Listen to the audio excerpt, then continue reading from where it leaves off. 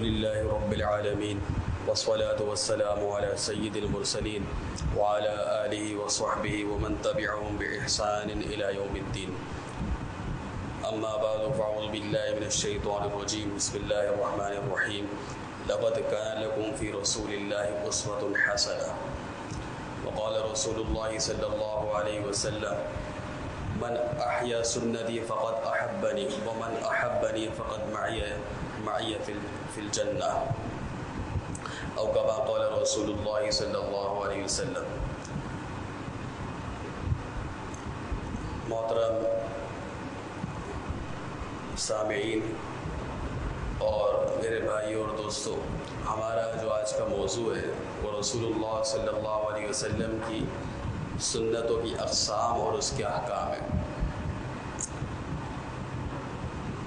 قرآن کریم میں اللہ تعالیٰ نے واضح ارشاد فرمایا کہ لقد کان لکم فی رسول اللہ اسوۃ حسنہ، کہ لوگوں رسول اللہ صلی اللہ علیہ وسلم کی زندگی تمہارے لیے بہترین نمونہ ہے. دیکھیں، سنت جو ہے نا وہ عربی زبان کا لفظ ہے. اس کے معنی عادت کے ہیں، طریقے کے ہیں. اور ویسے بھی جب سنت بولا جاتا ہے تو اس سے مراد یہ ہوتا ہے کہ رسول اللہ صلی اللہ علیہ وسلم کی عادت مبارکہ کیا تھی، آپ کا فلاں کام میں آپ کا طریقہ کیا تھا، آپ کی عادت مبارکہ کیا تھی. تو آپ صلی اللہ علیہ وسلم کی جو عادات ہیں اس کو بھی سنت کہا جائے گا. اسی طریقے سے آپ صلی اللہ علیہ وسلم نے کسی عمل کی تاکید فرمائی اپنے ارشادات کے ذریعے سے، اپنے اقوال کے ذریعے سے، وہ بھی سنت ہے. جیسے کہ آپ اس کی مثال یوں سمجھیں کہ اذان اور اقامت وہ رسول اللہ صلی اللہ علیہ وسلم نے خود نہیں دی، کیونکہ آپ امامت فرمایا کرتے تھے، لیکن اذان اور اقامت کا درجہ بھی جو وہ سنت مؤکدہ کا ہے وہ بھی سنت ہے. تو بعض اعمال کی آپ نے جو ہے وہ ترغیب دی ہے اور تاکید بھی فرمائی ہے، اس پر زور بھی دیا ہے، لیکن کسی وجہ سے خود نہیں کیا تو وہ بھی جو ہے وہ سنت کے اندر آئے گا. تو یہ آگے چل کے میں اس عرض کروں گا کہ اس کی کیا اقسام ہے. لیکن سب سے پہلے تو یہ ہے کہ ہم یہ سمجھیں کہ رسول اللہ صلی اللہ علیہ وسلم سے جتنی محبت ہوگی، جتنی عقیدت عظمت ہوگی، اتنی ہی آپ کی سنتوں کا اہتمام ہوگا. تو قرآن و سنت میں جب غور کرتے ہیں تو 5 نکات سمجھنا ضروری ہے. دیکھیے، سب سے پہلا جو نقطہ ہے وہ یہ ہے کہ رسول اللہ صلی اللہ علیہ وسلم کی جو اطاعت ہے، آپ کی سنتوں کی جو اتباع ہے، وہ عین اللہ تعالیٰ کی اطاعت ہے. سورہ نساء میں اللہ تعالیٰ واضح ارشاد فرماتے ہیں کہ من یطع الرسول فقط اطاع اللہ، کہ جس نے رسول کی اطاعت کی تو اس نے اللہ ہی کی اطاعت کی. اب سنتوں پر عمل کرنے والا وہ کتنا خوش نصیب ہے کہ جب وہ رسول اللہ صلی اللہ علیہ وسلم کی کسی بھی سنت پر عمل کر رہا ہے تو وہ در حقیقت اللہ تعالیٰ ہی کی اطاعت کر رہا ہے. دوسری بات یہ سمجھیں کہ رسول اللہ صلی اللہ علیہ وسلم کی جو سنتوں پر سنتیں ہیں اس کی اتباع عین ایمان قرار دیا گیا ہے. اور بعض روایات میں فرمایا کہ مشہور حدیث آپ سنتے ہیں کہ لا یؤمن احدکم حتی اکون احب الیہ من والدہ وولدہ والناس اجمعین، تم میں سے وہ شخص مومن ہی نہیں ہو سکتا یہاں تک کہ میں اسے اس کے والدین، اولاد اور سب سے زیادہ محبوب نہ ہو جاؤں. یعنی کہ ایمان مکمل ہی نہیں ہوتا جب تک آپ کی زندگی جو ہے وہ رسول اللہ صلی اللہ علیہ وسلم کی سنتوں کے مطابق نہیں ہے. تیسری بات جو اہمیت ہے وہ یہ ہے کہ اگر ہم یہ چاہتے ہیں کہ ہم اللہ کی نگاہ میں محبوب بن جائیں، اور کون نہیں چاہتا کہ اللہ تعالیٰ ہمارے خالق ہے، مالک ہے، ہمارے رازق ہے، ہر بندہ چاہتا ہے کہ وہ خدا کی نظر میں محبوب بن جائے.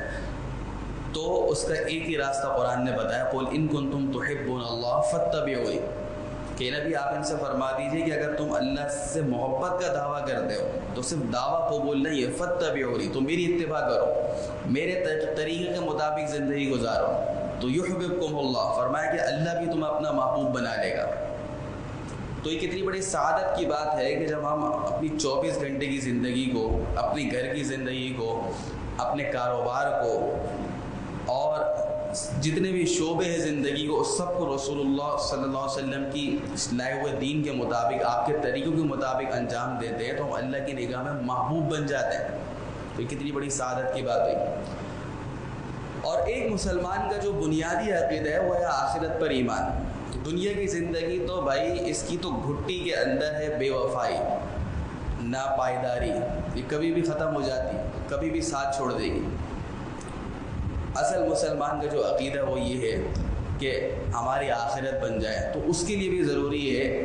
ایک مرتبہ رسول اللہ صلی اللہ علیہ وسلم نے حضرت انس رضی اللہ عنہ سے فرمایا، حضرت انس آپ کے خادم خاص تھے، 10 سال انہوں نے خدمت کی، تو آپ نے فرمایا کہ یا بنیا، اے میرے بیٹے، محبت سے فرمایا کہ اے میرے بیٹے، اور پھر آپ نے فرمایا کہ من احیا سنتی فقط احبنی، جو میری سنتوں کو زندہ کرتا ہے، اپنے عمل اور کردار سے میری طریقوں کو، سنتوں کو زندہ کرتا ہے، تو فقط احبنی، تو یہ اس بات کی دلیل ہے کہ وہ مجھ سے محبت کرتا ہے۔ آج محبت کے دعوے بہت ہیں، اور جو ہے محبت کے جو ہے وہ انداز بھی بہت ہیں، اور اس میں لوگوں نے اپنے طریقے نکالے ہوئے ہیں، لیکن اللہ تعالیٰ اور اس کے رسول نے یہ بتایا وہ اتباع رسول ہے، وہ اطاعت رسول ہے۔ دیکھیں ایک حضرت حکیم الامت التھانی رحمۃ اللہ علیہ نے ایک عجیب ملفوظ ہے، وہ کہتے ہیں کہ دیکھو لوگ آج پوچھتے ہیں کہ بھائی کوئی ایسا وظیفہ بتا دیں کہ خواب میں جو ہے وہ جناب رسول اللہ صلی اللہ علیہ وسلم کی زیارت ہو جائے۔ حضرت اویس قرنی یہ تابعی تھے، اور آپ کا علم میں ہوگا کہ لیکن والدہ ان کی جو ہے بوڑھی تھی، وہ ان کی خدمت کیا کرتے تھے، تو والدہ کی خدمت کی وجہ سے جو ہے وہ رسول اللہ صلی اللہ علیہ وسلم کی زیارت نہیں کر سکے، اور جب ان کو موقع ملا وہ زیارت کے لیے تشریف لے جا رہے تو پتہ چلا کہ اللہ کے رسول علیہ السلام دنیا سے رخصت ہو گئے۔ تو حضرت تھانوی رحمۃ اللہ علیہ فرماتے کہ دیکھو رسول اللہ صلی اللہ علیہ وسلم کا اصل حکم کیا تھا کہ بھائی اگر والدین خدمت کے محتاج ہوں والدین تو پھر سفر نہیں کرنا، وہ الگ بات ہے 3-4 بیٹے ہو تو ایک اگر خدمت کے لیے کافی دوسرا کر لے، لیکن اگر والدین خدمت کے محتاج ہے اور ایک ہی ہے تو پھر سفر کرنے کی اجازت نہیں۔ تو لوگ تو پوچھتے ہیں خواب میں زیارت ہو جائے، وہ تو جو ہے جاگنے کی حالت میں زیارت تھی، لیکن وہ یہ بات سمجھتے تھے کہ زیارت رسول، آپ کی زیارت سے بھی مقدم جو چیز ہے، اس سے بڑھ کر جو چیز ہے وہ آپ کی اطاعت اور آپ کی اتباع ہے۔ تو اس حدیث میں بھی یہ فرمایا کہ حضرت انس رضی اللہ تعالیٰ عنہ کو کہ جو میری سنتوں کو زندہ کرتا ہے تو وہی مجھ سے محبت کرنے والا ہے، اور ومن احبنی کان معی فی الجنہ، اور فرمایا کہ جو مجھ سے محبت کرے گا تو وہ جنت میں میرے ساتھ ہوگا۔ جنت میں صرف جنت میں نہیں ہوگا بلکہ جنت میں میرا قرب بھی اس کو حاصل ہوگا۔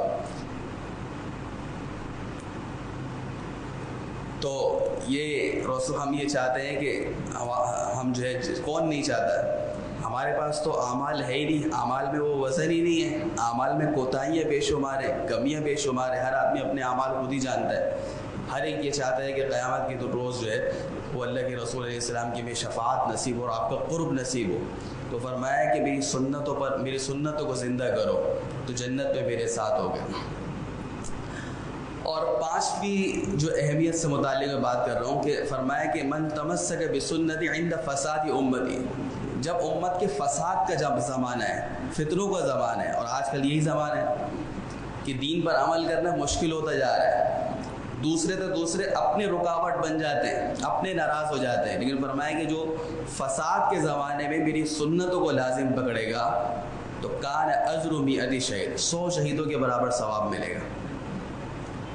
یہ حدیث موجود ہے، اور علماء نے اس حدیث کے ذیل میں ہی لکھا ہے کہ بعض سنتیں وہ ہیں جن پر عمل کرنا آسان ہے، پانی کس طرح پینا ہے، کھانا کس طرح کھانا ہے، لباس کس طرح پینا ہے، کوئی سنت بھی دیکھے چھوٹی نہیں ہے، معمولی نہیں ہے، بلکہ دین کا کوئی عمل بھی معمولی نہیں ہے۔ حدیث میں فرمایا کسی نیکی کو بھی حقیر مت سمجھو، وَلَوْ أَن تَلْقَى أَخَاكَ بِوَجْهٍ طَلَقٍ، چاہے اپنے مسلمان بھائی کے ساتھ خندہ پیشانی کے ساتھ ملنا ہی کیوں نہ ہو، ان نیکیوں کی قدر تو آخرت میں معلوم ہوگی، آنکھ بند ہونے کے بعد معلوم۔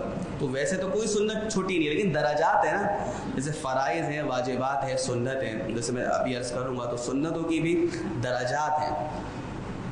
تو علماء فرماتے ہیں یہ ان سنتوں کے بارے میں ہیں جن پر عمل کرنا دشوار ہے، لوگ رکاوٹ بن جاتے ہیں، جیسے اس حدیث میں فرمایا کہ اس وقت تک مومن نہیں ہو سکتے جب تک کہ میں والدین اولاد سب سے زیادہ محبوب نہ ہو جاؤں۔ تو یہ پتہ کس وقت چلتا ہے کہ جب ایک طرف لوگوں کو راضی کرنا ہے، ایک طرف لوگوں کی چاہت ہے، اور ایک طرف اللہ اور اس کے رسول کی چاہت، ٹکراؤ ہو رہا ہے، تو یہ اسی وقت پتہ چلتا ہے۔ تو فرمایا کہ 100 شہیدوں کو ثواب ملے گا۔ اب اگلے ہم بات پر آتے ہیں، تو جب یہ فضائل سامنے ہوں گے، اہمیت سامنے ہوگی، تو پھر کیا ہوگا؟ عمل کرنا آسان ہو جائے گا۔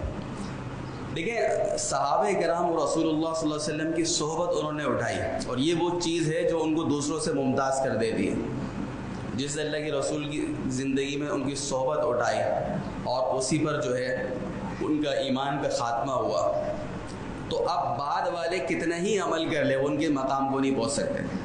تو بہرحال وہ رسول اللہ صلی اللہ علیہ وسلم کے عمل کو دیکھتے تھے تو وہ خود اس بات کو سمجھ لیتے تھے کہ یہ سنت ہے، یہ فرض ہے، یہ واجب ہے، اور سنتوں کی اقسام وہ عمل کو دیکھتے ہوئے سمجھ لیتے تھے۔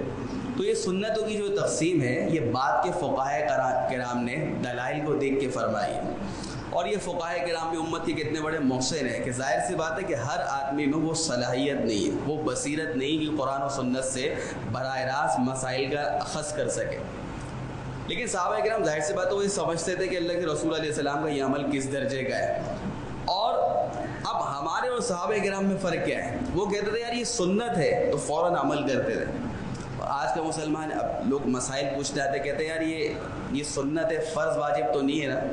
کیا پوچھتے ہیں بھائی؟ یہ سنت ہے، فرض تو نہیں ہے نا؟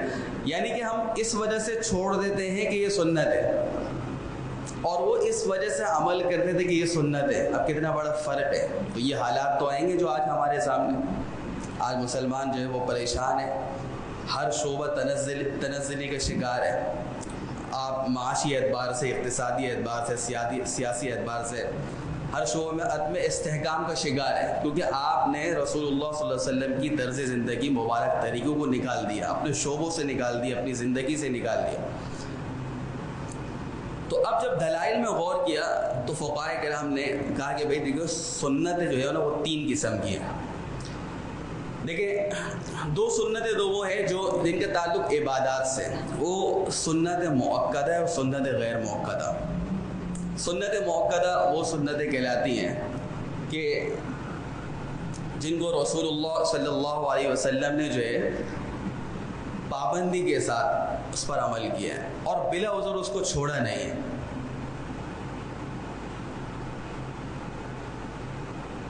بلا عذر جو ہے اس کو چھوڑا نہیں ہے۔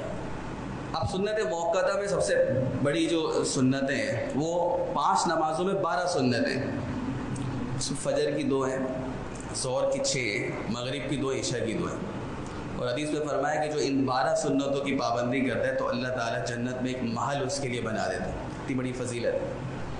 اب ان 5 نمازوں میں جو سنن موقت ہیں اس میں آپ فجر کی سنتوں کی تاکید بہت زیادہ ہے، اس لیے فرمایا کہ سفر میں بھی مت چھوڑو۔ تو سنن موقت وہ سنت ہیں جو عبادات کے قبیل سے ہیں اور آپ نے اس پر پابندی فرمائی ہے، چھوڑا نہیں۔ اس کے مقابلے میں سنت غیر موقت ہے جس پر کبھی عمل کیا کبھی چھوڑ دیا، جس میں آپ جو ہے عصر کی شروع کی 4 ہے، عشاء کی شروع کی 4 ہے، اشراق چاش کی نماز ہے،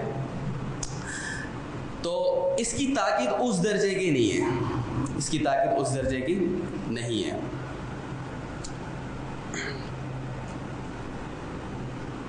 تو ویسے تو آدمی کے پاس نوافل کا بھی ذخیرہ ہونا چاہیے۔ دیکھیں یہ جو سنت غیر موقدہ ہے نا جس پر اللہ کے رسول علیہ السلام نے عمل کیا لیکن اس درجے کی پابندی نہیں جیسے پہلی سنتوں کی پابندی ہے، تو یہ سنت نوافل کے درجے میں۔ آپ نے ایک لفظ سنا کو علماء سے مستحب کے معنی یہ کہ یہ عمل محبوب ہے اللہ رسول کی نگاہ میں، اچھا عمل ہے۔ تو سنت غیر موقدہ، نفل، مستحب یہ ایک ہی چیز ہے، ایک ہی چیز ہے۔ تو یہ 2 سنتیں ہو گئی۔ اچھا سنت مؤکدہ پہ میں عرض کروں گا آگے مثالیں اس کی بہت ساری۔ اور تیسری جو سنتیں ہیں وہ سنن عادیہ کہلاتی ہیں، جو آپ صلی اللہ علیہ وسلم کی عادت مبارکہ ہے، رہن سہن کی سنتیں۔ آپ نے لباس کس طریقے سے پہنا ہے، آپ نے آرام کس طریقے سے کیا ہے، بیت الخلاء جانے آنے کا کیا طریقہ ہے، یہ ساری جو سنتیں ہیں، جو چھوٹی چھوٹی سنتیں ہیں، پوری 24 گھنٹے کئی کام ہم کرتے ہیں، اس کو علماء نے نام دیا سنن عادیہ، کہ جو آپ صلی اللہ علیہ وسلم کی عادت مبارک ہے۔ تو یہ 3 سنتیں سمجھنے کے لیے، لیکن سب سے اہم جو ہے نا وہ سنن موقدہ ہے۔ دیکھیں سب سے جو بڑا درجہ ہے وہ آپ کے لیے وہ فرائض کا ہے. فرائض کے بعد واجبات ہے اور اس کے بعد سنت کا نمبر آتا ہے سنت موقدہ. ٹھیک ہے. اب یہ جو سنت موقدہ جو اس میں نے عرض کیا کہ اللہ کے رسول علیہ السلام کی عادت مبارک ہے اور وہ عبادت کے طرز پہ آپ نے کی ہے اور اس پہ پابندی فرمائی, اس کو بلا عذر چھوڑتے نہیں تھے اللہ کے رسول علیہ السلام. یہ واجب کے قریب ہے. یہ کیا ہے؟ واجب کے قریب. اب ایک اہم بات آپ یہ سمجھیں کہ جتنے واجبات ہیں وہ بھی سنت ہے آٹومیٹک. دیکھیں اس کی مثال آپ یوں سمجھیں کہ ایک لڑکا اس سے میٹرک کیا ہوا ہے تو بھائی اس نے میٹرک کے اندر پرائمری خود آئی ہے نا, پرائمری تو اس نے کیا. اب ایک آدمی نے انٹر کیا ہوا ہے تو میٹرک اس کے اندر خود بخود آئی ہے. تو اسی طریقے سے جو واجبات ہیں وہ بھی سنت ہے. جیسے کہ اب واجبات کی آپ مثال لیں, جیسے عشاء کے وتر ہے. اچھا فرق یہ ہوتا ہے کہ سنت موقدہ جو ہے نا اس پہ اللہ کے رسول علیہ السلام نے پابندی فرمائی ہے اور بسا اوقات ناراضگی کا اظہار بھی فرمایا اس کے چھوڑنے پر. لیکن واجب کے ترک کے اوپر سخت وعید آ جاتی ہے, سخت قسم کی. جیسے میں آپ کو اس کی مثال سے آپ سمجھیں گے بات. جو قربانی ہے جس پر قربانی واجب ہے, صاحب نصاب ہو, تو قربانی کے جانور ذبح کرنا یہ واجب ہے. کیوں؟ کیونکہ اللہ کے رسول علیہ السلام نے فرمایا کہ بھائی من وجد سعۃ, جو کشادگی پائے, خوشحالی پائے, مالی خوشحالی, فلم یضحی, اور پھر بھی وہ قربانی نہیں کرتے جان, تو فرمایا فلا یقربن مصلی, وہ ہماری عیدگاہ کے قریب بھی نہ آئے. تو اتنی سخت ناراضگی کا اظہار یہ اس بات کی دلیل ہے کہ یہ جو ہے عمل واجب ہے. تو جب ہم نے کہا یہ واجب ہے تو آٹومیٹک یہ سنت بھی ہے, کیونکہ واجب کا درجہ سنت موقدہ سے بھی بڑا ہوا ہے. اور سنن موقدہ اور واجب جو ہے قریب ہے. اسی طریقے سے جو آپ عشاء کی وتر پڑھتے ہیں اس کا درجہ واجب کا ہے, کیونکہ آپ نے فرمایا کہ جو وتر نہیں پڑھتا فلیس منا, اس کا جو ہے ہم سے کوئی تعلق نہیں ہے. ناراضگی کا اظہار فرماتی ہے, وہ ہمارے طریقے پر نہیں ہے, اس کا ہمارے طریقے سے تعلق نہیں ہے, تو وتر چھوڑ دیتا ہے, اس کا درجہ واجب کا ہے.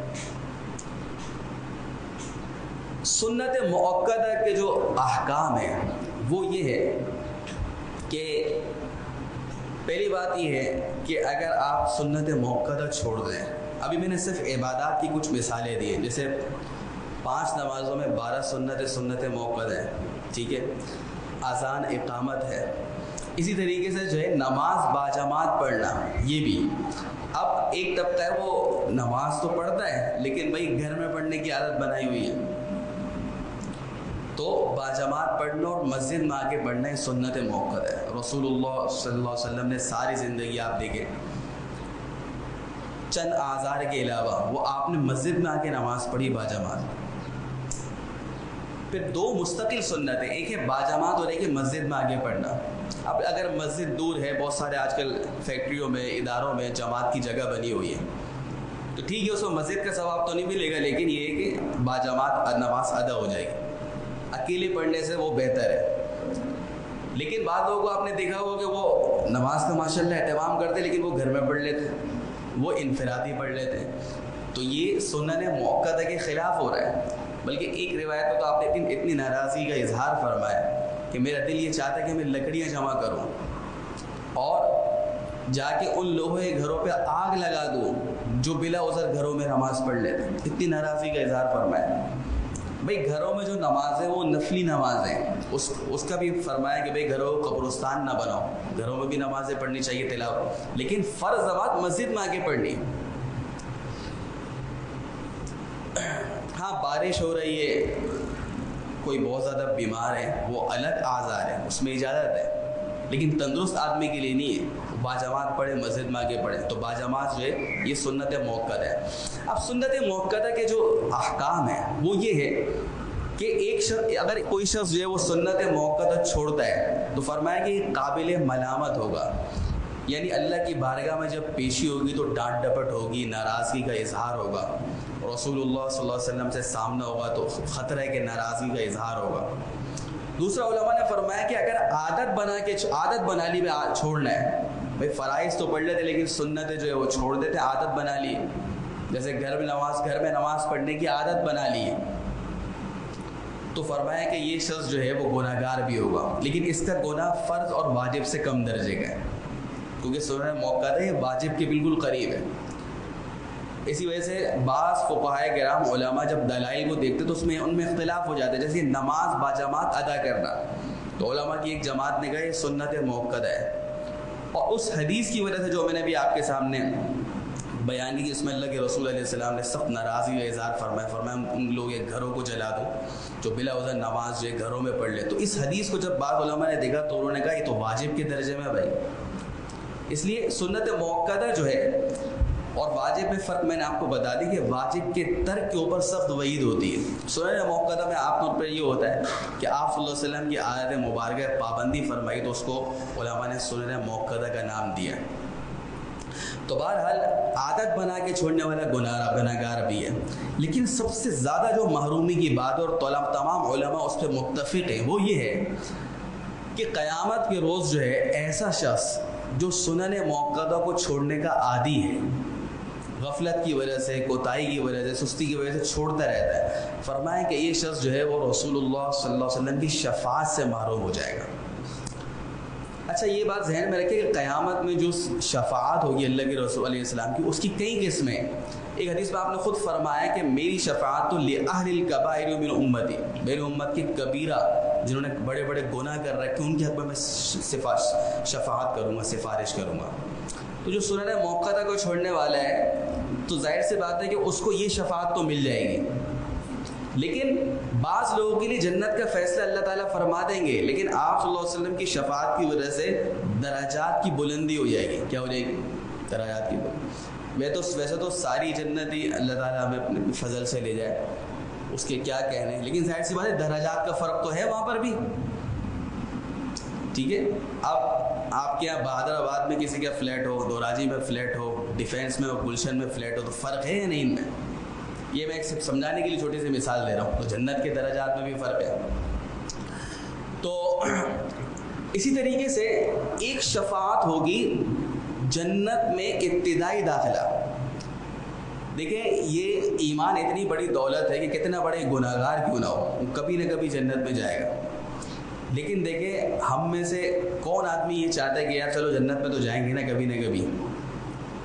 ٹھیک ہے, ایمان کی دولت تو اللہ کا فضل ہے, لیکن ظاہر سی بات ہے اگر یہ بھی کہا گیا کہ ایک دن جہنم میں چلے جاؤ اور وہاں کا ایک دن جو ہے وہ دنیا کے 1000 سال کے برابر ہے, مجھے بتائیں کہ تو ہمارے یہاں شیطان ہمیں دھوکے میں ڈالتے ہیں جنت میں تو چلے جاؤ گے. تو آپ صلی اللہ علیہ وسلم کی شفاعت ہوگی بعض لوگوں کے لیے کہ شروع سے ہی وہ جنت میں چلے گئے. تو خطر ہے کہ سنن موقدہ کو چھوڑنے والا ہے, جو چھوڑنے والا ہے وہ اس شفاعت سے محروم نہ ہو جائے. اور جیسے میں نے عرض کیا آگے میں 3-4 واقعات صحابہ کرام کی نقل کروں گا. ظاہر سی بات ہے کہ صحابہ کی زندگی سامنے ہوگی تو سنتوں پر اتباع کا شوق پیدا ہوگا, کیونکہ ان سے زیادہ کوئی جو وہ عشق رسول جو ہے کرنے والا پیدا نہیں ہوا. تو صحابہ کرام تو اس وجہ سے عمل کرتے تھے, بھائی سنت ہے اس کو چھوڑنا نہیں, عمل کرو, یہ سنت ترک ہو رہی ہے, افسوس کر رہے ہیں. اور ہم مسلمان آج کے مسلمان اس پر آ گئے کہ بھائی مفتی صاحب یہ فرض تو نہیں ہے نا, سنت ہی ہے نا, چھوڑ دے. کتنی بڑی محرومی کی بات ہے کہ ایک ایک سنت کی وجہ سے جنت کے درجات میں فرق آ جائے گا اور آپ صلی اللہ علیہ وسلم کی شفاعت سے محرومی کا خطرہ ہے. اور کیسے ہم سامنا کریں گے؟ تو اس لیے جو سنن موقدہ ہیں, ابھی میں نے آپ کو صرف عبادات کی سنتوں پہ بات کی جو موٹی موٹی سنت ہے, انشاءاللہ معاشرت اور معاملات کی کچھ سنتیں بھی میں عرض کروں گا. تو یہ جو سنت موقدہ ہیں ان کو تو آپ فرائض اور واجبات کے ساتھ ان کو لازم پکڑنا ضروری ہے. اس کا بہت زیادہ کوئی عذر مجبوری ایک الگ بات ہے, ورنہ ان کو لازم پکڑیں. دوسرے درجے پہ جیسے میں نے عرض کیا سنن غیر موقدہ ہے جن کو آپ نوافل بھی کہتے ہیں, مستحبات بھی کہتے ہیں, اس کو چھوڑنے والا قابل ملامت نہیں ہے, اس پر کوئی پکڑ نہیں ہے. لیکن ظاہر سی بات ہے کہ نیکیاں تو آپ کی کم ہو جائیں گی, نیکیاں آپ کی کم ہو جائیں گی, ثواب کم ہو جائے گا. اس میں آپ کی اشراق کی نماز ہے, چاش کی نماز ہے, عشاء کی شروع کی 4 ہیں, عصر کی شروع کی 4 سنت ہے, یہ سنتیں آ گئیں. اور تیسری جو سنت ہے وہ بھی بہت اہم ہے, سنن عادیہ جن کو کہا, جو رسول اللہ صلی اللہ علیہ وسلم کی جو ہے عادت مبارکہ ہیں, یعنی کہ آپ کھاتے پیتے کس طرح تھے, آپ نے آرام کس طرح کیے, آپ نے لباس کس طریقے کا پہنا ہے, اور قمیض پہننے کا طریقہ کیا تھا, سرما کس طریقے سے لگایا ہے. یہ جو سنتیں ہیں اس کا حکم بھی سنت غیر موقدہ والا ہے. اگر کوئی اس پہ عمل نہیں کرتا تو وہ قابل ملامت نہیں ہے, وہ گناہ گار نہیں ہے. لیکن ظاہر سی بات ہے کہ ایک سنت پر عمل کرنا یہ باعث اجر و ثواب ہے. یہ خالص محبت اور عقیدت والا معاملہ ہے. ظاہر سی بات ہے آپ کو اس سے محبت ہوتی ہے, آپ اس کو کاپی کرتے ہیں.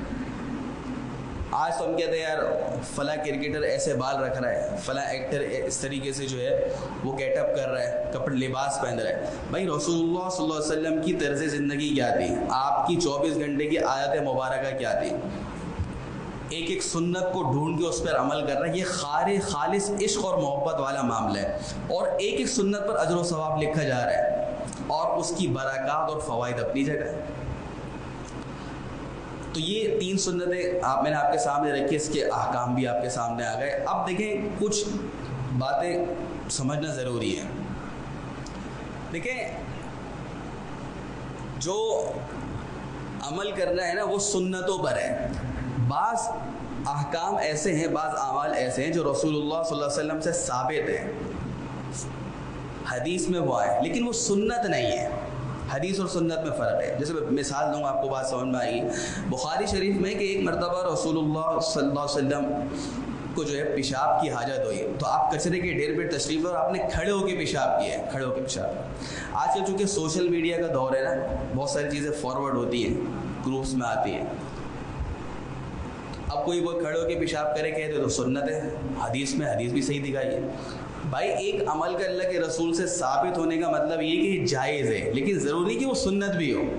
یہ جیسے کچرے کا ڈھیر تھا تو علماء فرماتے ہیں وہاں بیٹھ کے پیشاب کرتے تو چھینٹے آنے کا خطرہ تھا, یا ممکن ہے آپ کی گھٹنے میں تکلیف تھی, تو یہ بتا دیں کہ کوئی ایسا عذر ہو تو آپ کھڑے ہو کے پیشاب کر لیں, لیکن یہ سنت نہیں ہے. سنت کیا ہے؟ حضرت عائشہ رضی اللہ تعالیٰ عنہ فرماتی ہیں کہ آپ کی عادت مبارکہ بیٹھ کے پیشاب کرنے کی تھی, بلکہ آپ تو یہ فرما دی جو کہ یہ کھڑے ہو کے پیشاب کرے تو اس کی تصدیق مت کرو, کیونکہ آپ تو گھر میں دیکھ رہی ہیں.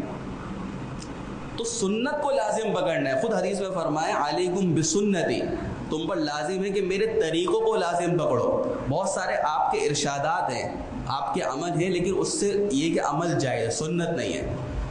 ایک اور روایت آپ کے سامنے عرض کرتا ہوں, وہ بھی صحیح بخاری کے اندر ہے کہ ایک مرتبہ حضرت علی رضی اللہ عنہ نے کھڑے ہو کے پانی پیا, اور انہوں نے خود فرمایا کہ یہ میں نے خود رسول اللہ صلی اللہ علیہ وسلم کو کھڑے ہو کر پانی پیتے ہوئے دیکھا.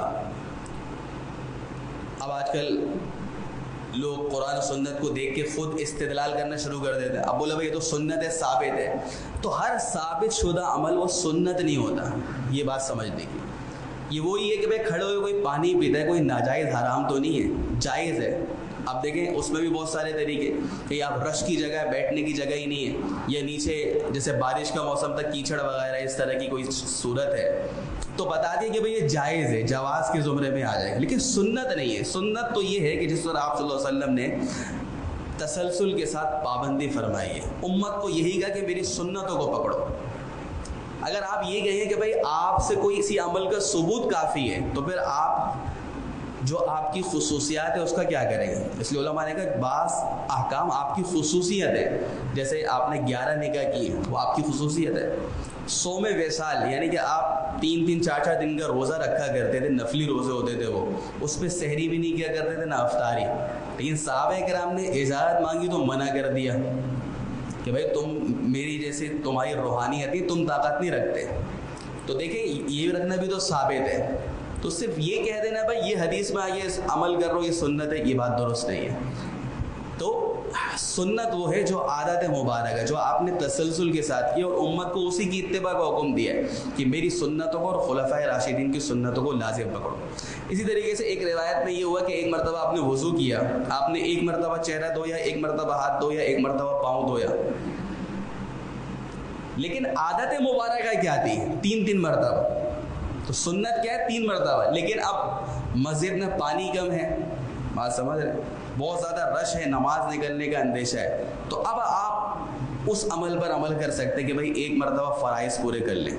لیکن ایسا کوئی مسئلہ نہیں, آپ نے اس کو لازمی بھی پکڑ لیا, آپ نے بولا میں نے تو بخاری شریف میں دیکھا ہے, مسلم میں دیکھا ہے. تو کسی عمل کا ثابت ہو جانا یہ اس بات کی دلیل نہیں ہوتی کہ وہ سنت بھی ہے. یہ بہت اہم چیز آج کل سمجھنے کی ہے. اب دیکھیں سنتوں کے کیا فوائد ہیں؟ بھائی دیکھیں، سب سے بڑی جو چیز ہے نا وہ تو میں نے آپ کو بتا دیا، جو 5 نکات ہم نے شروع میں بیان کیے، 5 پوائنٹس میں نے آپ کو بتائے. آپ ابھی یہ چھوڑ دیں، ظاہر سی بات ہے آپ رسول اللہ صلی اللہ علیہ وسلم کی سنتوں پر عمل کر رہے ہیں، چاہے وہ تینوں اقسام میں سے کوئی بھی سنت ہے. یہ محبت کی دلیل ہے، عقیدت کی دلیل ہے، اور آپ کی جو دایا اعمال نامہ ہے وہ نیکیوں سے پر ہو رہا ہے. تو اس کے علاوہ کیا فائدہ چاہیے آپ؟ اس لیے ہمیں اپنے سوچ کا زاویہ تبدیل کرنا ہوگا، زاویہ نگاہ کو تبدیل کرنا ہوگا.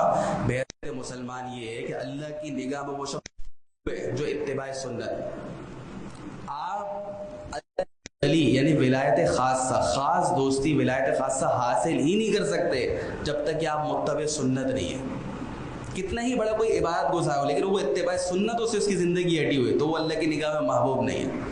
لیکن سنتوں کا سب سے بڑا فائدہ کیا ہے، جو سنن عادیہ خاص طور پر ہے، کہ عادت عبادت بن جاتی ہے. بھائی آپ کو کھانا تو ویسے ہی ہے، کھائے پیے بغیر تو آپ نہیں رہیں گے، لیکن آپ نے فرمایا بسم اللہ پڑھ کے کھاؤ، اپنے سامنے سے کھاؤ، پلیٹ صاف کرو. ایک حدیث میں فرمایا کہ جو پلیٹ صاف کرتا ہے تو جو پیالہ ہے وہ اس کے لیے استغفار کرتا ہے، کیونکہ ہر چیز اللہ کی تسبیح بڑھ رہی ہے. تو یہ چھوٹی چھوٹی سنتیں، تو آپ کا کھانا کہ وہ بھی بات بن گیا. آپ بیت الخلاء جا رہے ہیں قضاء حاجت، تو اتباع سنت کی نیت سے جائیں، بایاں پاؤں داخل کریں کہ جائیں، اور نکلتے ہوئے دایاں پاؤں باہر نکالیں. اسی طریقے سے قمیص پہن رہے ہیں، پہلے جو ہے دایاں ہاتھ ہے پھر بایاں ہاتھ ہے.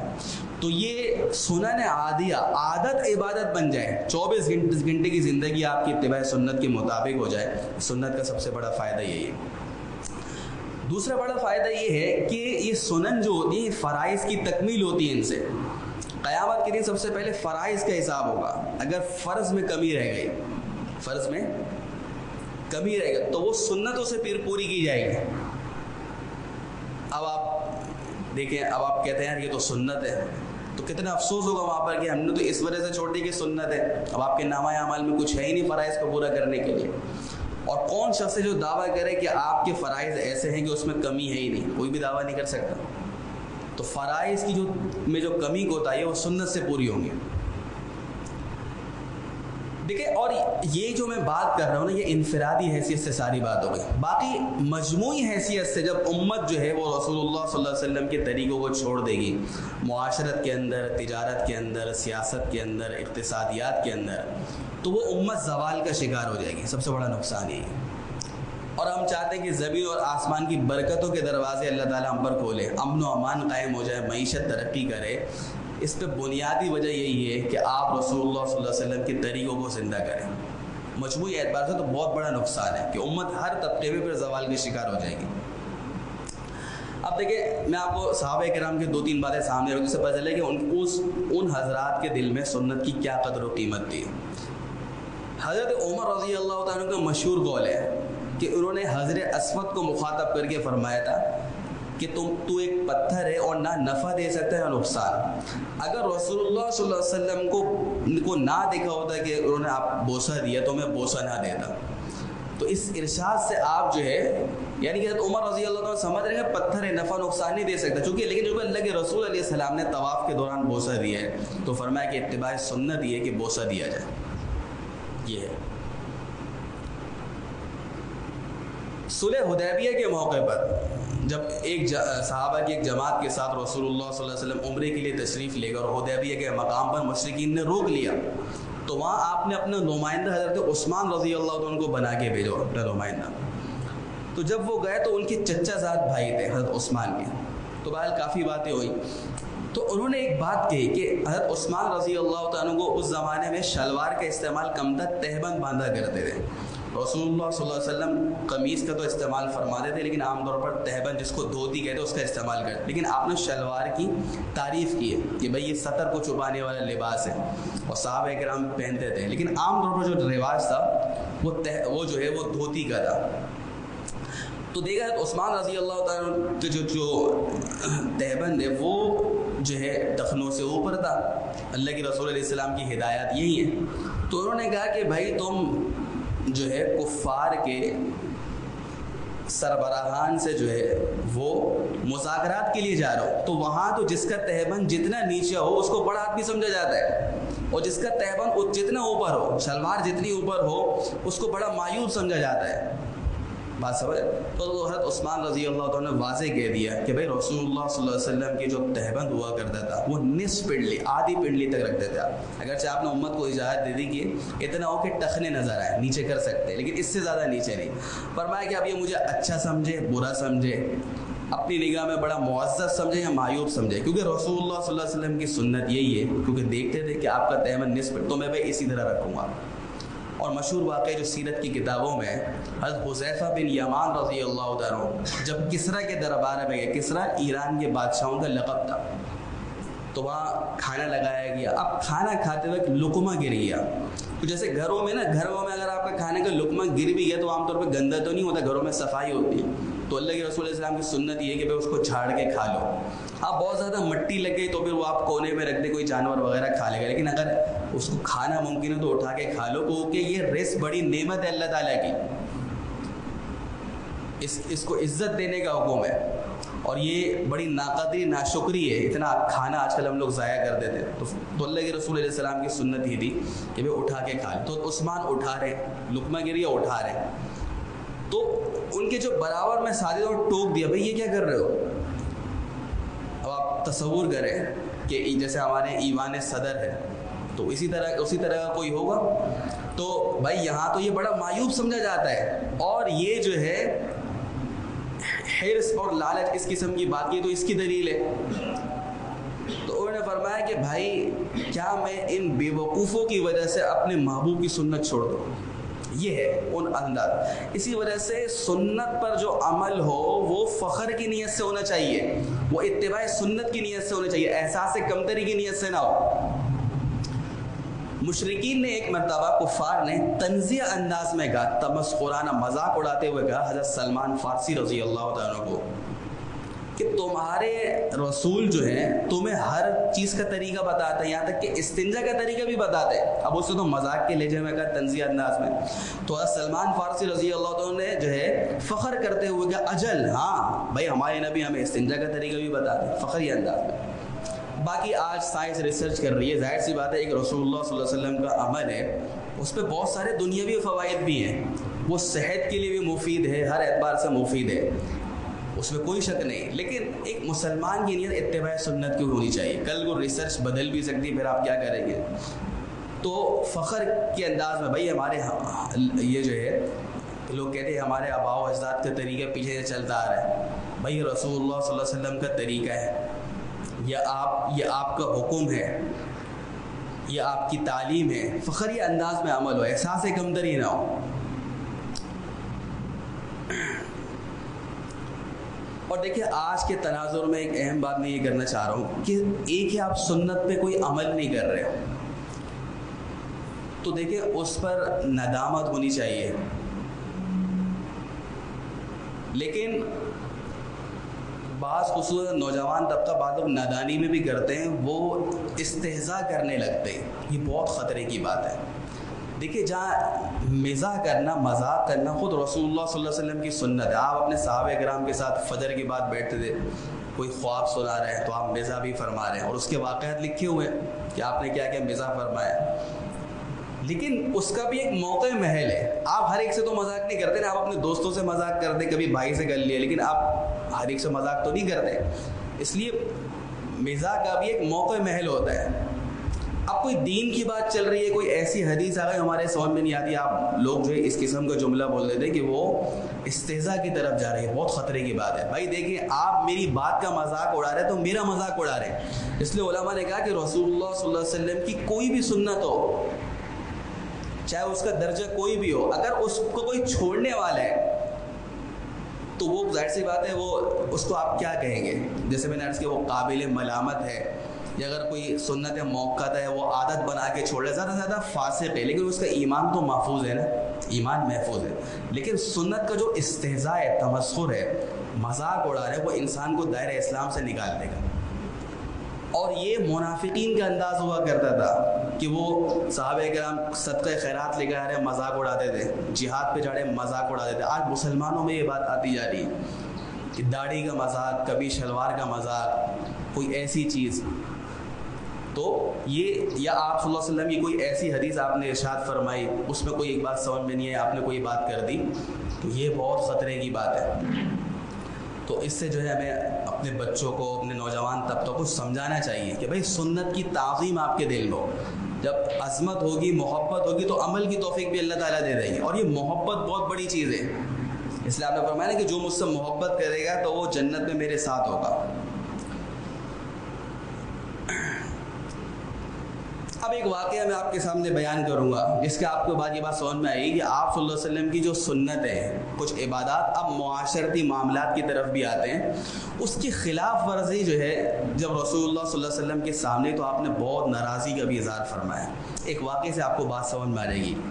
3 حضرات جو ہے وہ رسول اللہ صلی اللہ علیہ وسلم سے ملاقات کے لیے، تو آپ گھر پہ نہیں تھے، تو انہوں نے ازواج مطہرات سے لوگ پوچھتے تھے، کیونکہ گھر کی زندگی وہ بیوی جانتی ہیں کہ رسول اللہ صلی اللہ علیہ وسلم کے گھر میں کیا معمولات ہیں۔ تو انہوں نے بتا دیا کہ آپ نماز بھی پڑھتے ہیں، آرام بھی کرتے ہیں، کبھی نفلی روزہ رکھتے ہیں، کبھی نہیں بھی رکھتے، ساری باتیں بتا دی۔ تو ان 3 حضرات نے یہ سمجھا کہ بھائی یہ عمل تو کم ہے، اور آپ صلی اللہ علیہ وسلم تو بخشے بخشا ہیں، لیکن ہمیں جو ہے اس سے زیادہ عمل کرنا چاہیے۔ تو ان میں سے ایک صحابی نے کہا کہ بھائی میں اب ساری زندگی جو ہے وہ نفلی روزے رکھوں گا، افطار نہیں کروں گا۔ ایک نے کہا میں ساری رات نماز پڑھوں گا، کیونکہ آپ صلی اللہ علیہ وسلم کی سنت یہ تھی کہ آپ تہجد بھی پڑھتے تھے اور آرام بھی کرتے تھے، اس نے کہا میں ساری رات نفل پڑھوں گا۔ اور ایک تیسرے صحابی نے کہا کہ میں کبھی نکاح نہیں کروں گا۔ ظاہر سی بات ہے، آدمی نکاح کرے گا تو نفلی عبادات میں بھی فرق پڑے گا، آپ کمانا بھی ذمہ داری ہے، بیوی بچوں کو وقت دینا، ساری چیزیں۔ رسول اللہ صلی اللہ علیہ وسلم تشریف لائے تو آپ کی زوجہ نے سارا واقعہ سنا دیا۔ تو آپ صلی اللہ علیہ وسلم نے فرمایا کہ واللہ انی اخشاکم للہ، کہ اللہ کی قسم میں تم سب سے زیادہ اللہ سے ڈرنے والا ہوں، لیکن فرمایا کہ میں نماز بھی پڑھتا ہوں اور افطار اور جو ہے سوتا بھی ہوں، رات کو نماز بھی پڑھتا ہوں، سوتا بھی ہوں۔ اور آپ نے فرمایا کہ میں نفلی روزے بھی رکھتا ہوں اور افطار بھی کرتا ہوں، اور میں نے نکاح بھی کیا ہے۔ پھر آپ نے ایک جملہ کہا جو آپ سنتے رہتے نکاح کے اندر، فمن رغب عن سنتی فلیس منی، جو میری سنتوں سے اعراض کرے گا، منہ موڑے گا، دوسرے طریقے پر چلے گا، اس کا مجھ سے کوئی تعلق نہیں۔ تو اتنا ناراضی کا اظہار فرمایا۔ تو یہ کیا ہے؟ سنت موقت ہے۔ تمام انبیاء کرام کی ایک مشترکہ سنت ہے، اس میں ایک نکاح بھی ہے۔ میں اس لیے بات سمجھا رہا ہوں۔ حضرت یحییٰ علیہ الصلوۃ والسلام کا تذکرہ قرآن میں آتا ہے، تو قرآن کریم نے ان کی ایک صفت ذکر کی، حصور، کہ وہ اتنی عبادت کریں گے کہ عبادت کی وجہ سے نکاح کی طرف ان کی توجہ نہیں جائے گی، نکاح نہیں کریں گے وہ۔ لیکن یہ صرف ان کی خصوصیت تھی۔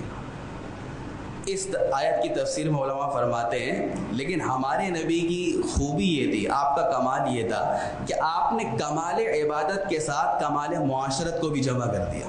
آج بعض لوگوں کی شکایتیں آتی ہیں نا کہ یار دینی اعتبار سے تو بڑے اچھے ہیں، لیکن جو ہے وہ بیوی بچوں کے والدین کے حقوق میں کوتاہی ہے۔ تو ہماری نبی کی زندگی ایسی نہیں تھی۔ اب ایک اور حدیث سنیں۔ ایک صحابی نے سوال کیا حضرت عائشہ رضی اللہ تعالیٰ سے کہ اللہ کے رسول علیہ السلام گھر میں کیا کرتے تھے؟ وہی گانا۔ اچھا، یہ صحابہ کرام جو سوال کرتے تھے، ایسا لگتا ہے کہ ان کے دل میں یہ تھا کہ وہ سمجھتے ہیں کہ یار ہر وقت مصلی پر بچھا کے عبادت کرتے ہیں، دین کی تعلیم دے رہے ہوں گے۔ تو حضرت عائشہ نے عجیب جواب دیا، کان فی مہرتی اہلی، کہ آپ گھر کے کاموں میں ہاتھ بٹا دیتے۔ تو اب دیکھیں میں آ رہا ہوں معاشرتی سنتوں پر۔ دیکھیں خصوصاً آج کے دور میں آپ دیکھیں کہ ہمارے یہاں ساس بہو کے جھگڑے ہوتے ہیں، اس میں ایک بنیادی وجہ یہ ہوتی ہے کہ بھائی وہ ساس کہتی ہے بھائی میں نے تو اتنی روٹیاں پکاتی تھی اپنے زمانے میں، اتنے کام کرے۔ اب وہ صحت نہیں ہے، اب زمانہ بدل گیا، نہ وہ خوراک ہے نہ وہ صحت ہے۔ تو اب تو یہ سنت زیادہ ضروری ہے۔ اللہ تعالیٰ نے مرد حضرات کہتے ہیں ہم تو مرد ہیں، ہمیں اللہ تعالیٰ نے نگران بنائے خواتین پہ۔ تو بھائی جب آپ مرد ہو، اللہ تعالیٰ نے آپ کو جو طاقت دی وہ عورتوں کو نہیں دی۔ تو رسول اللہ صلی اللہ علیہ وسلم دیکھیں، ایک جگہ میں نے حدیث بیان کی تو ایک صاحب نے مجھے کہا یار کہ ہم کما کے بھی لیں، گھر کے کام بھی کریں۔ گھر کے کام کرنا الگ ہے، ہاتھ بٹانا الگ ہے۔ جب نکاح ہوا حضرت علی حضرت فاطمہ کا تو آپ نے تقسیم فرمایا، حضرت علی کو کہا کہ آپ کما کے لائیں گے، حضرت فاطمہ کو آپ گھر کے کام کریں گے، تو وہ تو ہے، لیکن ہاتھ بٹانا کیا ہے؟ جیسے خود روایت میں کہ اپنے جوتے خود مرمت کر لیا کرتے تھے، جیسے آج کل کیا ہے پالش خود کر لی، جوتوں کی صفائی خود کر لی، کپڑوں پہ پیمن لگا لیا کرتے تھے، اب آج کل کیا آپ زاربند ڈال لے کپڑوں میں خود، دسترخوان لگ رہے دسترخوان بچھا لے، برتن لے آئے برتن اٹھا لیے، یہ چھوٹے چھوٹے کام۔ اور اس کا سب سے بڑا فائدہ ہے کہ آدمی کے اندر تواضع آتی ہے، ایسے آدمی میں جو گھر کے چھوٹے چھوٹے کام کرتا ہے اس میں تکبر نہیں آئے گا، اس میں خود غرضی نہیں آئے گی، اور سستی کوتاہی سے وہ دور رہے گا۔ آج ایک بڑا مسئلہ یہ ہے نا کہ نوجوان سست بہت ہو گئے، سستی کوتاہی جو ہے وہ کوٹ کوٹ کے ہمارے اندر بھری ہوئی ہے، وہ چستی نہیں ہے۔ تو یہ ایک سنت ہے کہ آپ صلی اللہ علیہ وسلم جو ہے باہر، اچھا اب آپ کہتے ہیں ہمارا ٹائم نہیں ہے، بھائی رسول اللہ صلی اللہ علیہ وسلم سے زیادہ کس کی مصروفیت کی زندگی ہوگی؟ چھوٹی چھوٹی کاموں پہ ہاتھ بٹانا۔ اچھا ایک آپ صلی اللہ علیہ وسلم کی جو سنت ہے وہ آج کے تناظر میں بہت اہم ہے۔ ویسے تو علماء نے عجیب بات لکھی کہ آپ کی زندگی اس اعتبار سے بڑی معجزہ کن ہے کہ آپ کی جو خصوصاً جو 40 سال کی اس بات کی زندگی ہے، 23 سالہ جو آپ جو نبوت کے اس میں گزری ہے، تو اس 23 سال کے عرصے میں اللہ تعالیٰ نے آپ کو ایسے حالات سے گزارا کہ ہر آدمی کو جو ہے اس پہ رہنمائی مل جائے گی، ہر طبقے کو، ہر جو ہے شعبے والے کو اس میں رہنمائی مل جائے گی۔ تو آپ یہ دیکھیں کہ ایک واقعہ پہ اس سے آپ کو بات سمجھ میں آئی ہے۔ ایک یہود جو تھے نا، یہ اہل کتاب، تو قرآن کریم نے بار بار ان کو تنبیہ کی ہے کہ بھئی تم تو اہل کتاب تھے، تورات کا علم رکھتے تھے، انجیل کا علم رکھتے تھے، اس میں رسول اللہ صلی اللہ علیہ وسلم کی صفات، آپ کا حلیہ مبارک، آپ کا مقام ہجرت سب لکھا ہوا ہے، اس لیے قرآن کہتا ہے یہ نبی آپ کو ایسے پہچانتے ہیں جیسے اپنے بیٹوں کو پہچانتے ہیں، پھر بھی ایمان نہیں لائے، کچھ ایمان لے آئے۔ تو ایک یہود کے عالم تھے زید بن ثعلبہ رضی اللہ تعالیٰ، جب انہوں نے رسول اللہ صلی اللہ علیہ وسلم کی زیارت دیکھ کری اور آپ کو دیکھا تو یقین ہو گیا کہ یہ وہی آخری نبی ہے جن کا تورات میں تذکرہ ہے، لیکن انہوں نے کہا یار ابھی تک میں نے 2 صفات نہیں دیکھی۔ تورات میں یہ بات لکھی ہے کہ آپ کا حلم، یعنی آپ کے اندر جو برداشت ہے، تحمل ہے، وہ آپ کے غصے پر غالب ہے، یعنی کہ جب کسی شخص کو غصہ آتا ہے، اب ہمارا کیا حال ہے کہ ہم غصے میں بے قابو ہو جاتے ہیں، تحمل برداشت دب جاتا ہے، لیکن نبی کی صفت کیا بتائی کہ دیکھیں غصہ تو آئے گا، کہ بعض لوگ کہتے ہیں اس کو غصہ نہیں آتا، بھائی غصہ تو ایک فطری چیز ہے اللہ تعالیٰ نے رکھی ہے، لیکن غصے میں بے قابو ہو جانا، زبان کا غلط استعمال، گالم گلوچ پہ اترنا، پھر آگے جھگڑے کرنا، یہ منع ہے۔ فی نفسی غصہ تو آئے گا، جیسے کھانے پینے ضرورت ہے تو غصہ بھی آئے گا۔ تو انہوں نے کیا کہا کہ بھائی آپ کی ایک صفت، 2 صفت نہیں دیکھی ابھی تک، ایک ہے کہ آپ کا جب غصہ آئے گا تو آپ کا حلم، یعنی حلم کس کو کہتے ہیں؟ تحمل، برداشت، یہ آپ کے غصے پر غالب ہو جائے گی، اور دوسرا یہ کہ کوئی آپ سے کتنی جہالت کا مظاہرہ کرے، جہالت پر اتر جائے، لیکن اسی طرح جب ایک شخص کی جہالت بڑھتی جا رہی ہے، ادھر سے آپ کا تحمل، برداشت بڑھتا جا رہا ہے۔ اب یہ 2 صفات انہوں نے نہیں دیکھی، تو انہوں نے کہا یار کیا کروں؟ ابھی وہ سوچ ہی رہتے کہ ایک وفد آیا، انہوں نے کہا کہ اللہ کے رسول ہماری قوم ایمان لے آئی ہے لیکن کھانے پینے کے لیے کچھ نہیں ہے، تو آپ نے کہا بیت المال میں بھی کچھ نہیں ہے، تو انہوں نے کہا کہ ان کے ذہن میں ایک ترکیب آئی، انہوں نے کہا کہ اللہ کے رسول علیہ السلام سے کہ میں آپ کو کچھ قرض دے دیتا ہوں، 80 دینار قرض دے دیے، 80 دینار، اور کہا کہ آپ کی فلاں باغ کی جب کھجور پک جائے تو اتنی کھجور مجھے دے دیجیے گا، اور ایک ٹائم پیریڈ طے کر لیا، ٹھیک ہے۔ اب ہوا کیا، وہ 80 دینار قرض لے کے اللہ کے رسول علیہ السلام نے وہ ان صحاب کو دے دیے جنہوں نے کہا تھا کہ ہمارا ایک وفد مسلمان ہو گیا، ان کے پاس کھانے پینے کے لیے کچھ نہیں ہے۔ اب انہوں نے جو 80 دینار قرض دیے تو یہ وقت سے پہلے آ گئے، وقت نہیں ہوتا ادائیگی کا، اس سے پہلے آ گئے، اور اس وقت جو حضرت ابو بکر، حضرت عمر، یہ سب ساتھ تھے اللہ کے رسول کے ساتھ۔ اب انہوں نے کہا کہ میں کوئی ایسی حرکت کروں جس سے آپ کو غصہ دلاؤں، تو انہوں نے کیا کہا کہ رسول اللہ صلی اللہ علیہ وسلم کی چادر کھینچی، بس قمیض ہی پہنتے تھے، اوپر چادر پہنتے تھے، یہاں تک کہ چادر گردن سے جو ہے وہ لگتی ہوئی آ گئی، اور ایسے جملے کہا کہ آپ نے میرا قرض ادا نہیں کیا، اور ایک جملہ کہا جس کو نقل کیا کتابوں میں کہ تم عبد المطلب تو قرض کے معاملے میں ایسے ہی ہو، یعنی کوئی کہے کہ یار تمہارا تو پورا خاندان ہی کیا ہے، بے ایمان ہے، یہ کہا کہ تمہارا عبد المطلب، کیونکہ آپ کے دادا کا نام تھا، کہا تم عبد المطلب والے جو ہے یہ قرض کی ادائیگی میں ایسے ہی واقع ہو، ٹائم پہ قرض نہیں دیتے. حضرت عمر رضی اللہ عنہ کو جوش آئی اور کہا کہ اللہ کے رسول علیہ السلام اگر ساتھ نہ ہوتا تو میں تمہاری گردن اڑایا تھا. تو آپ نے حضرت عمر کو کہا کہ تمہیں یہ چاہیے تھا کہ مجھے کہتے کہ اس کو بھلے طریقے سے ادائیگی کرو اور اس کو کہتے کہ مطالبہ اچھی طریقے سے کرو. تو اب انہوں نے کیا کہا، اب اس نے وہ سارا قصہ ہو گیا. عمر رضی اللہ عنہ کو پھر آپ نے کہا کہ جا کے اس کا قرض دے دو اور کچھ زیادہ دے دو. پھر انہوں نے کہا کہ عمر تم نے مجھے پہچانا نہیں، میں یہود کا عالم ہوں زید بن ثانہ. حضرت عمر رضی اللہ عنہ کا اچھا وہ آپ بڑے مشہور. تو کہا یہ کیوں کیا ہے؟ پھر انہوں نے کہا کہ دیکھو میں نے اس وجہ سے کہا ہے کہ ساری نبوت کی علامات آپ کے اندر دیکھ لی تھی لیکن یہ 2 صفت نہیں دیکھی تھی. تو میرے محترم دوستو، یہ آج کے تناظر میں یہ ہے کہ رسول اللہ صلی اللہ علیہ وسلم کی ایک عظیم سنت کہ غصے کے اوپر قابو پانا، تحمل، برداشت، یہ نکلتا جا رہا ہے. روڈوں پہ آپ حالت دیکھیں، جھگڑے ہو جاتے ہیں، ٹریفک پہ پھنسے ہوئے جھگڑے ہو جاتے ہیں. طلاق کا ریشو بڑھ رہا ہے، طلاق کا ریشو بڑھ رہا ہے. بعض دفعہ کئی کمیونٹی میں جانا ہوتا ہے، بڑا دل دکھتا ہے کہ نوجوان لڑکیوں کو طلاق ہو رہی ہے. اس کی ایک وجہ یہ سامنے آئی کہ کچھ بھی نہیں ہوا، چھوٹا سا بھائی کون سے میاں بیوی کا ایسا رشتہ ہے کہ جس پہ جھگڑے نہیں ہوتے. ظاہر سی بات ہے کہ آپ کا وہ زندگی بھر کی ایک ساتھی ہے. اب ایسا تو نہیں کہ آپ 24 گھنٹے ہی خوش رہیں گے، خلاف طبیعت واقع بات پیش آتی ہے. لیکن وہی بات کہ تحمل اور برداشت، چھوٹی چھوٹی باتوں پر جو ہے وہ طلاقیں ہو جاتی ہیں. کیونکہ آپ نے کیا کیا، غصے کے اوپر آپ تحمل، وہ جو کہا ہے نبی کی سنت تو یہ تھی جب غصہ آ جائے تو بے قابو ہونے کے باوجود کے بجائے جو ہے کہ آپ کا تحمل اور برداشت، غصے کے اوپر قابو آ گیا. عجیب بات ہے کہ میں احادیث میں دیکھ رہا تھا کہ آپ نے غصے کے کتنے علاج بتا دیے کسی حد. اب دیکھیں بہت ساری برائیاں انسان میں ہوتی ہیں لیکن آپ صلی اللہ علیہ وسلم نے غصے کے 4 سے 5 علاج بتا دیے. اس سے پتہ چلا کہ غصے میں بے قابو ہو جانا کتنا بڑا نقصان ہے. بس اوقات ایک جھگڑا ہوتا ہے، بھائی بھائی کی، سگے بھائی سے بات بند ہو جاتی ہے، 8-10 سال تک ہی بند ہے، خونی رشتے ٹوٹ جاتے ہیں. ایک صحابی آئے کو کہا اللہ کے رسول مجھے کوئی نصیحت فرما دے. آپ نے فرمایا لا تغضب، غصہ مت کرو. انہوں نے پھر کیا نصیحت فرما دے، فرمایا لا تغضب. کہتے ہیں فرد مرارن، کئی مرتبہ آپ نے کہا لا تغضب، غصہ نہیں کرنا، غصہ نہیں کرنا، غصہ نہیں کرنا. وہ صحابی فرماتے ہیں کہ میں نے اپنی زندگی میں غور کیا، ساری برائیوں کی جڑ یہی تھی، غصے میں بے قابو ہو جانا، زبان کا غلط استعمال، اور پھر آگے جا کے جھگڑے ہو جاتے ہیں، اسی میں ہاتھ پائی ہو جاتی ہے. آپ نے فرمایا کہ 2 شخصوں کو غصہ آیا اور ایک شخص جیسے ہمارے یہاں ہوتا ہے اول فول بکنے لگ جاتا ہے. تو آپ نے فرمایا کہ میں ایک ایسا کلمہ جانتا ہوں اگر یہ کہہ لے تو اس کا غصہ قابو میں آ جائے. اور آپ نے فرمایا کہ اعوذ باللہ من الشیطان الرجیم پڑھ لے.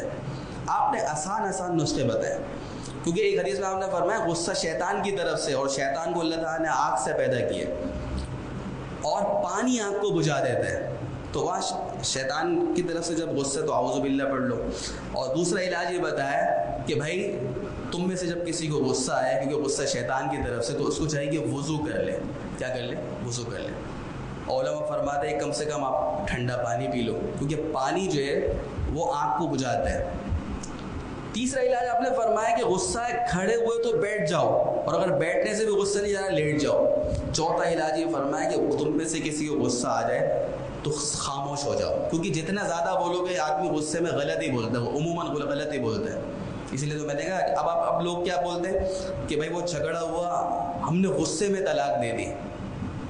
تو بھائی طلاق تو غصے میں ہی دی جاتی، کون پیار محبت میں غصے میں طلاق دیتے ہیں؟ غصے. اس لیے فرمایا حدیث میں کہ جب غصہ آئے خاموش ہو جاؤ.